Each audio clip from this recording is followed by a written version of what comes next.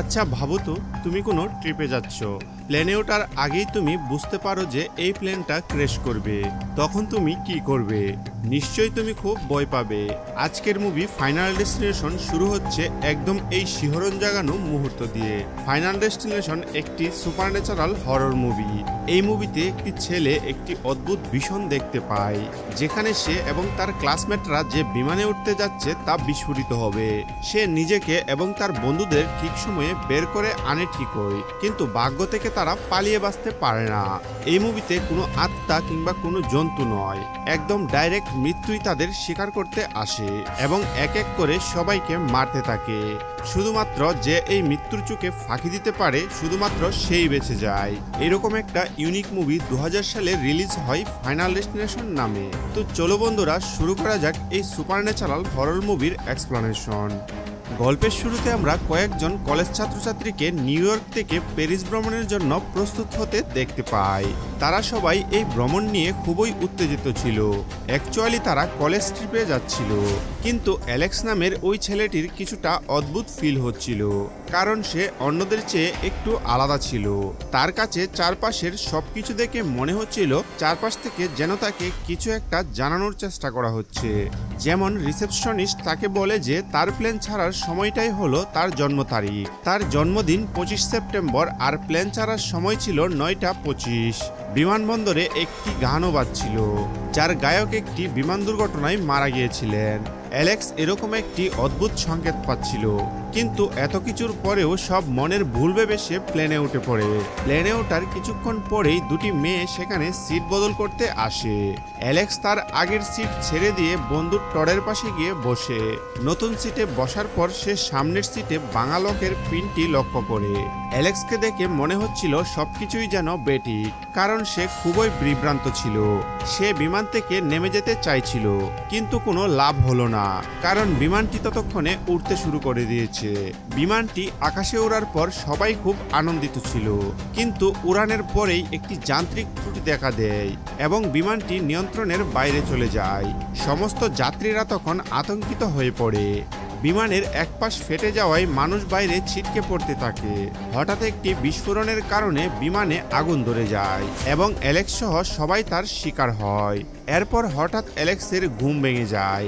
আসলে এটা তার একটা দুঃস্বপ্ন ছিল, কিন্তু সন্দেহ ছিল এটা কি শুধুই দুঃস্বপ্ন নাকি ভবিষ্যতের পূর্বাভাস, কারণ বাস্তবেও দুটি মেয়ে তার সামনে দাঁড়িয়েছিল, যারা কিনা স্বপ্নে সিট বদলাতে এসেছিল।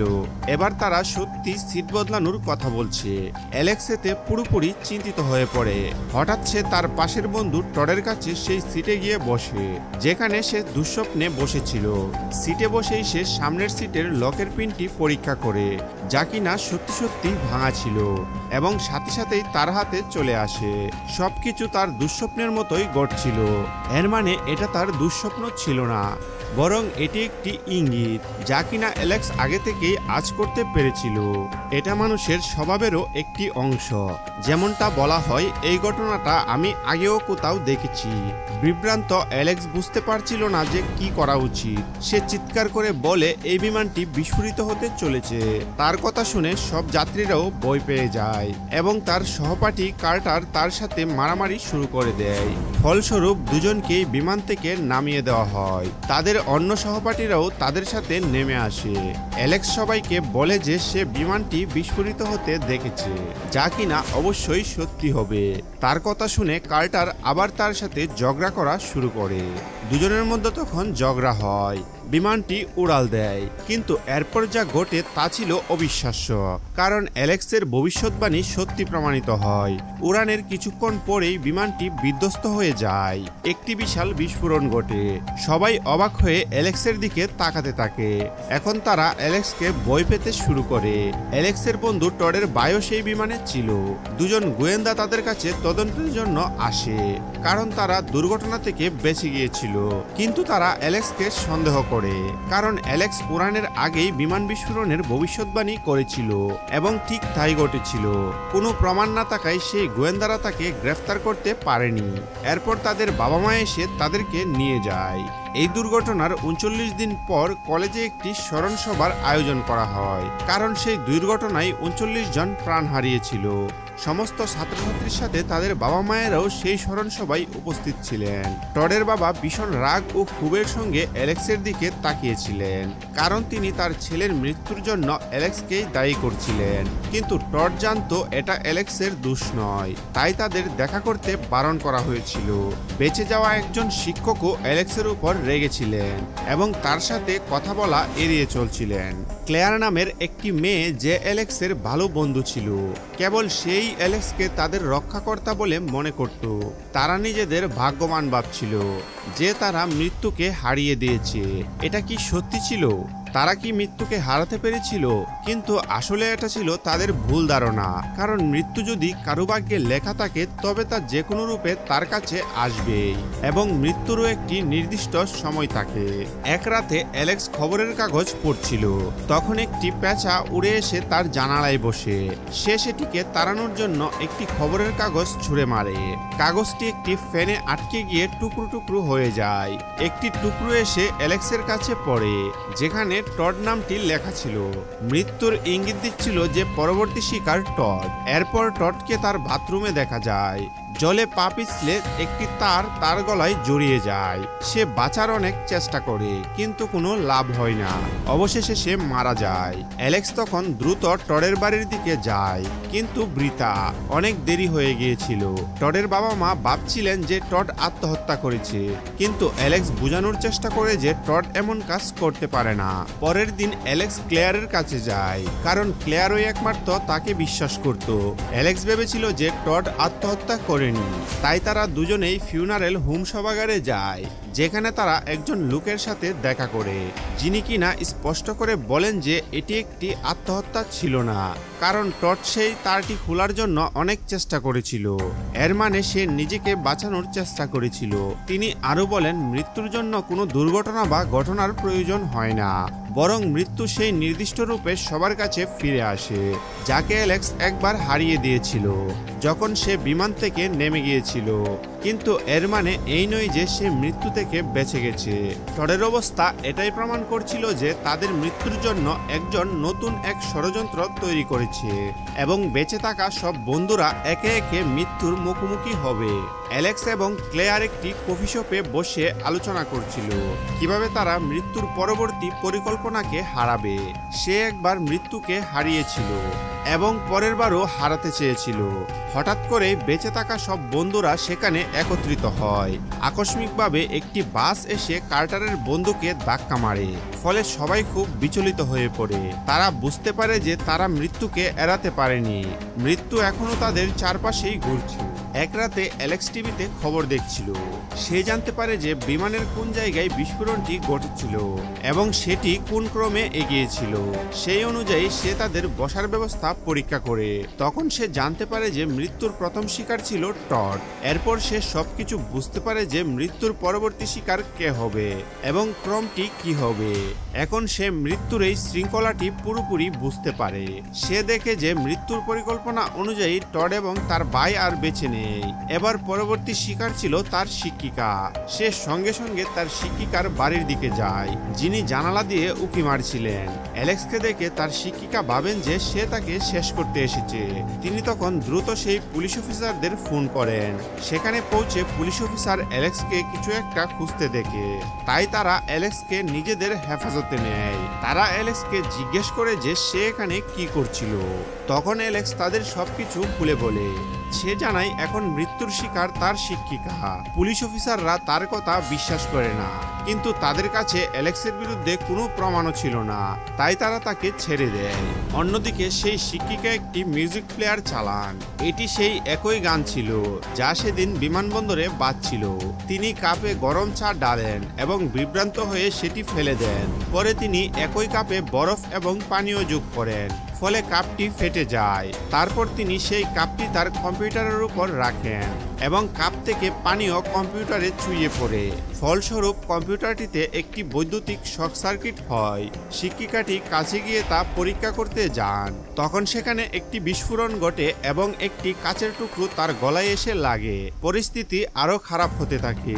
তিনি কয়েকটি ছুরির উপর রাখা একটি কাপড় তোলার চেষ্টা করছিলেন। কাপড়টি তোলার সময় একটি ছুরি তার শরীরে গেঁথে যায়। অ্যালেক্স সেখানে পৌঁছানোর আগেই সবকিছু শেষ হয়ে গিয়েছিল। সেই শিক্ষিকাও গুরুতরভাবে আহত হন এবং তার অবস্থা খুবই খারাপ ছিল। তা সত্ত্বেও অ্যালেক্স তাকে কোনোভাবে বাঁচানোর কথা ভাবে।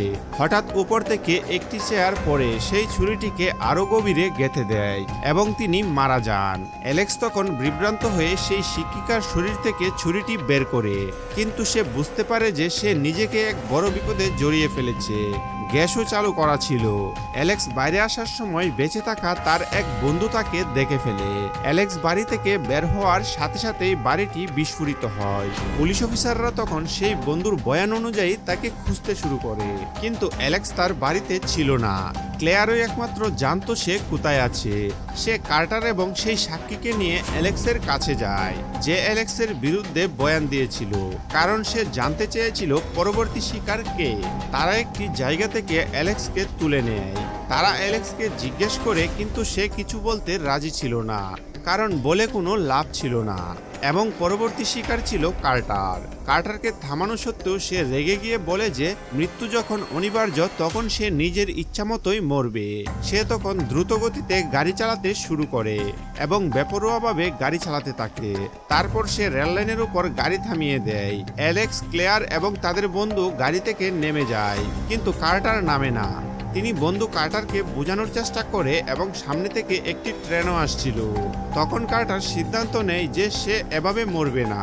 সে গাড়ি চালু করার চেষ্টা করে, কিন্তু কোনো লাভ হয় না।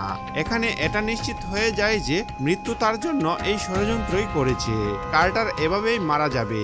সে গাড়ি থেকে নামার চেষ্টা করে, কিন্তু গাড়ির দরজাও লক হয়ে গিয়েছিল। সে সিট বেল্ট খোলার জন্য আপ্রাণ চেষ্টা করে, কিন্তু দুর্ভাগ্যবশত সেটাও খুলছিল না।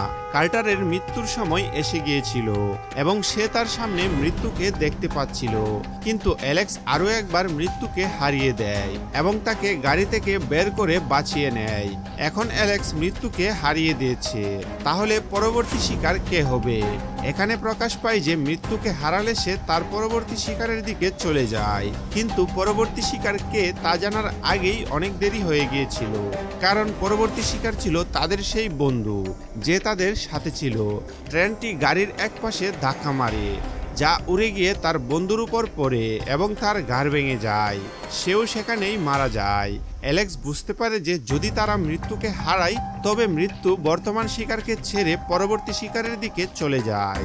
কার্টার বেঁচে গিয়েছিল এবং এখন অ্যালেক্স ও ক্লেয়ার বাকি ছিল, আর পরবর্তী শিকার ছিল অ্যালেক্স। অ্যালেক্স নিজেকে ক্লেয়ারের কেবিনে বন্ধ করে দরজার স্ট্রিপ খুলে ফেলে। সে আবার বসার ব্যবস্থাটিও মনে করে। তখন সে জানতে পারে যে সে নয়, বরং ক্লেয়ারই পরবর্তী শিকার, কারণ ক্লেয়ার তার সামনে সিটে বসেছিল। ক্লেয়ার অ্যালেক্সকে নিয়ে খুব চিন্তিত ছিল এবং সে পুলিশ অফিসারদের অ্যালেক্সের ঠিকানা জানিয়ে দেয়, যাতে তারা অ্যালেক্সকে বাঁচাতে পারে। অ্যালেক্স তখন ক্লেয়ারকে বাঁচানোর জন্য বেরিয়ে পড়েছিল। এই সময়ে পুলিশ অফিসাররা সেখানে এসে পৌঁছায়। অ্যালেক্স তখন দ্রুত তাদের কাছ থেকে পালিয়ে যায়, কারণ সে জানতো তারা তাকে কোনোভাবেই সাহায্য করতে পারবে না। অন্যদিকে ক্লেয়ারের বাড়ির বাইরে একটি বৈদ্যুতিক তার ছিঁড়ে পড়ে। ক্লেয়ার তখন তার কুকুরকে বাঁচাতে নিচে নামে। হঠাৎ তার সুইমিং পুলের জলে বিদ্যুৎ ছড়িয়ে পড়ে এবং জল চারপাশে ছড়িয়ে যায়। কোনোভাবে ক্লেয়ার তার কুকুরকে বাঁচায় এবং নিজেকে রক্ষা করতে একটি মই বেয়ে উপরে উঠে যায়। সে তার বাড়িতে বসে পালানোর চেষ্টা করতে গিয়ে সেখানে আটকা পড়ে। ইতিমধ্যে অ্যালেক্সও সেখানে পৌঁছে যায়। সে তাকে সাহায্য করতে এগিয়ে যায়। গাড়ির চারপাশে আগুন লেগে গিয়েছিল এবং বৈদ্যুতিক তারটি গাড়ির উপরেই ছিল। এখন এখানে এটা স্পষ্ট হয় যে ক্লেয়ারের মৃত্যুর জন্য এই পরিকল্পনাটি করেছিল, কিন্তু অ্যালেক্স এখানেও মৃত্যুকে হারিয়ে দেয়, কারণ সে গাড়ির উপর থেকে বৈদ্যুতিক তারটি সরিয়ে দেয় এবং একই সময়ে ক্লেয়ারও গাড়ি থেকে বেরিয়ে আসে, আর গাড়িতে একটি বড় বিস্ফোরণ ঘটে।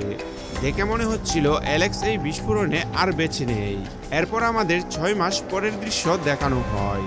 দেখা যায় ক্লেয়ার এবং কার্টার প্যারিসে ভ্রমণে যাচ্ছে, কিন্তু তাদের সাথে অ্যালেক্সও আছে।